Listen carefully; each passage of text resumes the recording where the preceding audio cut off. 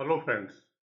अच्छा, आज हम लोग बात करने वाले हैं फॉर्म जीएसटीआर 9 और 9C की। अभी आप अपने जीएसटी के डैशबोर्ड पे देखोगे, जीएसटी अथॉरिटी ने फॉर्म रिलीज कर दिए और फिनेंशियल ईयर 23-24 के लिए। तो फॉर्म भी आ गया, ड्यू डेट भी आने वाली है, तो आप लोग को तैयारी भी करनी है। तो फॉर्म जीएसटीआर 9 और 9C से रिलेटेड जितनी भी क्वेरी है या कन्फ्यूजन है, वो हम लोग यहाँ क्लियर करेंगे और एफएक्यू के शेप में है, ताकि इजी रहेगा समझने में भी। ठीक है। तो सबसे पहले फॉर्म जीएसटीआर 9 है क्या? जीएसटीआर 9 आपका एनुअल रिटर्न है जीएसटी का, तो आपको साल में एक बार फाइल करना है। किसको करना? रजिस्टर्ड टैक्स पेयर, हुआ रेगुलर टैक्स पेयर, और किस किस को और करना है? एसईजेड यूनिट को भी करना है, एसईजेड डेवलपर्स को करना है।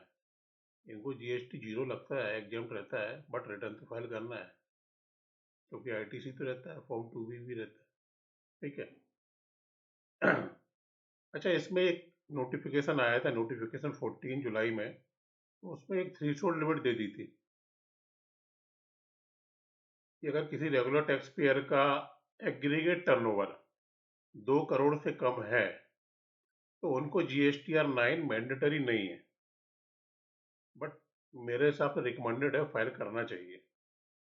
नहीं फाइल करोगे तो जीएसटी डैशबोर्ड पर जो ऑटो पॉपुलेट होगी इंफॉर्मेशन, वो फाइल मानी जाएगी।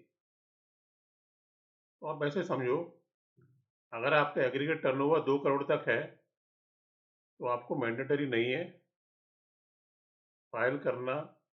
नहीं करना आपकी मर्जी, बट मेरे हिसाब से रिकमेंडेड है, फाइल करना चाहिए। ठीक है। 2 करोड़ से ऊपर आपका एग्रीगेट टर्नओवर है, तो मैंडेटरी है आपको जीएसटीआर 9 फाइल करना। जैसे कि बताया, एसईजेड यूनिट और एसईजेड डेवलपर्स को भी फाइल करना मैंडेटरी है। अच्छा, इसमें क्या, जो आप मंथली फाइल करते हो ना, GSTR 1, 2B, 2A, sorry 3B, वो सारी चीज़ें कंसोलिडेट होकर ऑटो पॉपुलेट होती है और वंस इन ईयर फाइल करनी होती है। ये तो हो गया जीएसटीआर 9। इसको फाइल करना वो बता दिया, थ्रेशोल्ड लिमिट बता दिया। अब वो लोग कंपोजिशन स्कीम जिन्होंने ऑप्ट किया, उनको फाइल करना है क्या? नहीं, उनके लिए 9A है, उनको 9 नहीं करना, वो 9A फाइल करेंगे। ठीक है। तो जो कंपोजिशन टैक्स पेयर है, उनको एनुअल रिटर्न फाइल करना है फॉर्म 9A में। इसको नहीं फाइल करना एनुअल रिटर्न, वो एग्जेम्पशन दिया है। जो कैजुअल टैक्स पेयर होते हैं, नॉन रेजिडेंट टैक्स पेयर है, आईएसडी वाले हैं, ओआईडीएआर है, इनको फाइल नहीं करना है। ठीक। तो अपने एग्रीगेट टर्नओवर देख लो, 2 करोड़ से ज़्यादा है तो मैंडेटरी है, 2 करोड़ से कम है रिकमेंडेड है, फाइल करें नहीं करें चलेगा। अच्छा, जैसा कि हमने बात किया था 9 और 9C। देखो, 9 है आपका रिटर्न, ठीक है, और 9C आप बोल सकते हैं रिकन्सिलिएशन स्टेटमेंट। रिकन्सिलिएशन स्टेटमेंट मतलब आपका फॉर्म 1, फॉर्म 2A और 3B में जो भी आप जीएसटी का सेल परचेज दिखा रहे हैं, वो आपके audited accounts, audited by the chartered accountant, audited account से मैच करना चाहिए। मतलब रिकन्साइल नहीं मैच कर रहा है तो रिकन्सिलेशन होना चाहिए। वो रिकन्सिलेशन स्टेटमेंट जो है, उसको फॉर्म जीएसटीआर 9C बोलते हैं। और ये किसको एप्लीकेबल है? जिसका aggregate turnover exceeds INR 5 crore. ठीक है। तो जीएसटीआर 9 एनुअल रिटर्न है, उसके लिए एग्रीगेट टर्नओवर 2 करोड़ है, और जीएसटीआर 9C जो रिकन्सिलिएशन स्टेटमेंट है, उसके लिए थ्रेशोल्ड लिमिट आपकी है 5 crore. Aggregate turnover 5 crore exceed होता है। तो आप टैक्स पेयर के हिसाब से एक समझ लो रेंज बना लो, 0 से 2 करोड़ तक आपका टर्नओवर है, ना तो आपको 9 मैंडेटरी है, ना ही 9C मैंडेटरी है। और अगर आपका टर्नओवर 2 करोड़ से लेकर मान लो 5 करोड़ तक है, तो यहाँ पे 9 तो मैंडेटरी है, बट 9C मैंडेटरी नहीं है। और ज्यों ही आपका टर्नओवर एग्रीगेट टर्नओवर 5 करोड़ के ऊपर गया, 9 भी मैंडेटरी हो गया और 9C भी मैंडेटरी हो गया। ठीक है, अब ये क्वेश्चन है मैंडेटरी है फाइल, तो वो बता ही दिया हमने। अच्छा, अब कुछ लोग क्या कंपोजिशन टैक्स पेयर है और ड्यूरिंग द ईयर में स्विच ऑन भी करते हैं, नॉर्मल टैक्स पेयर बन गए या नॉर्मल से फिर कंपोजिशन टैक्स पेयर बन गए, तो वो बेचारे क्या फाइल करेंगे? 9 फाइल करेंगे कि 9A फाइल करेंगे? ये क्वेश्चन बहुत सारे लोगों के मन में है। सपोज करो, देखो फाइनेंशियल ईयर हमारा 1 अप्रैल से 31 मार्च तक है, ये 23 से लेकर 24 तक। ठीक है, अब अप्रैल से लेकर दिसंबर तक कोई कंपोजिशन टैक्स पेयर रहा और जनवरी से मार्च तक वो नॉर्मल टैक्स पेयर हो गया, तो अब क्या फाइल करना है? 9 करना है या 9A फाइल करना है? तो इस केस में जिस पीरियड में आप कंपोजिशन टैक्स पेयर रहे, उस पीरियड में आपको 9A फाइल करना है, और जब आप नॉर्मल टैक्स पेयर हो गए तो 9 फाइल करना है। ठीक है, मतलब अप्रैल से लेकर दिसंबर तक के लिए आपको 9A जाएगा और जन टू मार्च तक के लिए 9 जाएगा। दोनों फाइल करने होंगे, 9 और 9A। क्लियर हो गया ये? जितने पीरियड के लिए आप कंपोजिशन टैक्स पेयर रहे, 9A रहेगा, और बाकी जो पीरियड में आप नॉर्मल टैक्स पेयर रहे, 9 फाइल करेंगे।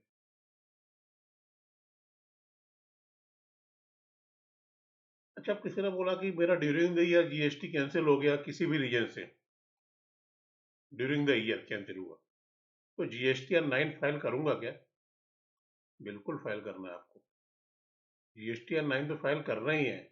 इवन आपका जीएसटी आर रजिस्ट्रेशन एक दिन के लिए भी है, तो भी आपको जीएसटी आर 9 फाइल करना है। ठीक है, कैंसिल हो गया तब भी फाइल करना है। कंपोजिशन टैक्स पेयर हो, 9A फाइल करना है। नॉर्मल टैक्स पेयर हो, 9 फाइल करना है। क्या, what are the pre condition for filing GST R 9? तो प्री कंडीशन तो ये है कि अगर आपका जीएसटी रजिस्ट्रेशन एक दिन के लिए भी है, सिंगल डे, तो भी आपको जीएसटी आर 9 फाइल करना है। और आपने पूरे साल भर की रिटर्न फाइल करी ही है, GST R 9, IFF form, GST are 3 भी, तो भी करना ही है आपको। वो तो लिमिट बता ही दी थी, थ्रेशोल्ड लिमिट। ठीक है। अच्छा, कुछ लोग क्या करते हैं ना, जैसे पैन नंबर तो एक ही रहता है, बस जीएसटी आर एन तीन तीन होते हैं, चार होते हैं, तो बोलते हैं साहब पैन नंबर तो एक है, तो क्या एक ही रिटर्न फाइल कर दें जीएसटी आर 9? नहीं, जीएसटी आर 9 हर जीएसटी रजिस्ट्रेशन के लिए अलग अलग फाइल करनी है। You have to file separate form 9 for each and every registration, even though you have single pen.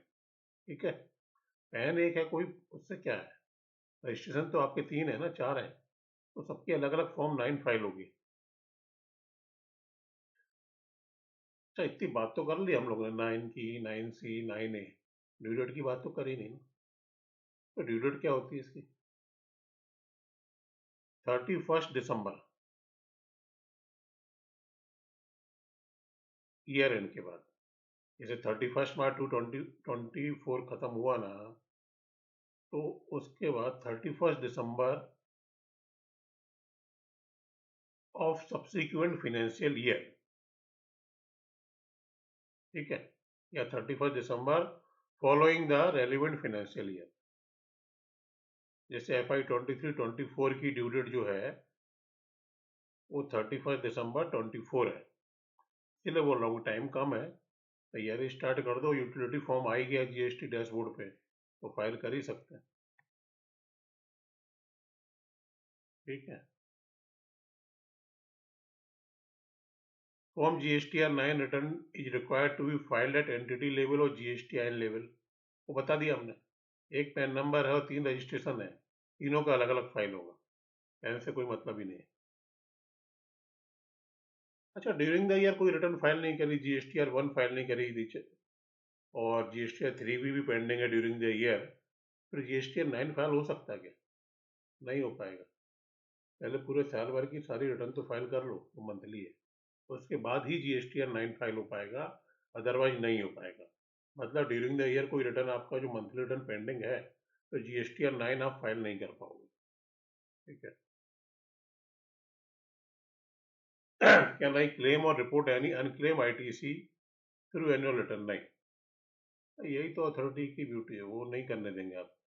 अगर कोई आईटीसी आपने क्लेम नहीं कर पाए, आप सोचो जीएसटी 9 में क्लेम कर रहे हैं, नहीं, नहीं करने देंगे आप। ठीक है, एडिशनल लाइबिलिटी आएगी वो पे करवा देंगे।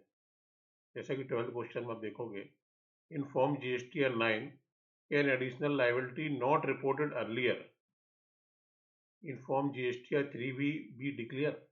हाँ, करो ना, डिक्लेयर करो और उसका पेमेंट भी करो थ्रू फॉर्म जीएसटी DRC 03। मतलब आप आईटीसी क्लेम नहीं कर सकते लेकिन एडिशनल लाइबिलिटी पे करनी है तो बिल्कुल करो, और उसके लिए फॉर्म जीएसटी DRC 03 यूज करो। ठीक। अच्छा, जीएसटी 9 फाइल करने के पहले प्रीव्यू कर सकते हैं क्या?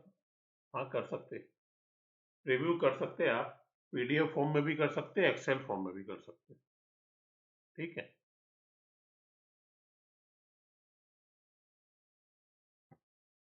वेरीफाई करना डीएससी से कर लो, ईबीसी से कर लो, लेकिन रिटर्न ध्यान से फाइल करना है क्योंकि रिवाइज नहीं कर पाओगे।